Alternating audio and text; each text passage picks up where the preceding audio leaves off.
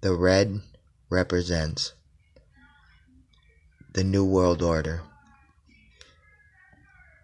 and the blue represents then the democracies and parliaments still left in the world. The majority of these countries represented are now regimes, and as time goes on, the rest of these countries will then become regimes,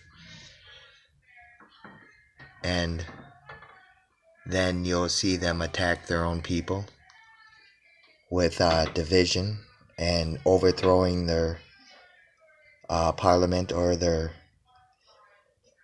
government with a socialist movement, and then infiltrate then these countries and their government, and then overthrow by then staging elections, and senators and presidents then are elected to then be socialists and communists, and then to represent a socialist communist government, and then one party system in which these people of these countries will then become civilians and will have no rights while they attack them. And that's what you're seeing with the hurricanes and the wars and everything.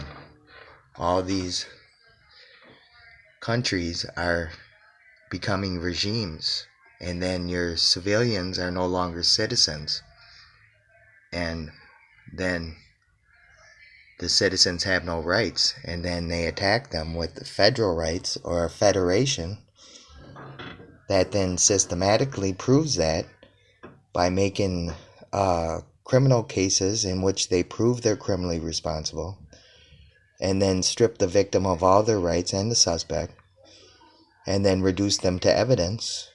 And that's affecting Americans all the time. The human rights argument, the tribunal, the court process itself over these treaty violations, and which are all unconstitutional, even the overthrow is. That's all treasonable and involves espionage and everything. You know, they sit there and plot against their own country, against their own government, and their military is doing it too. So all the red pole flags represent communist countries. And then you see them forming alliances and separating from allies because they have to then turn against them or overthrow them or cause a war where they then get overthrown. You know, if the socialist movement decides to overthrow or there's war.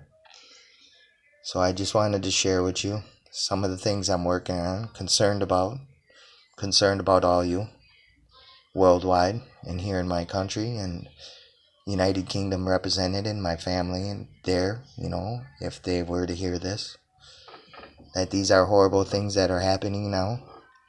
And if the people of these countries don't get involved and try to then take back their government and support a parliament or a democracy in their country and are willing to fight for their rights and laws that protect them, then that is who I support.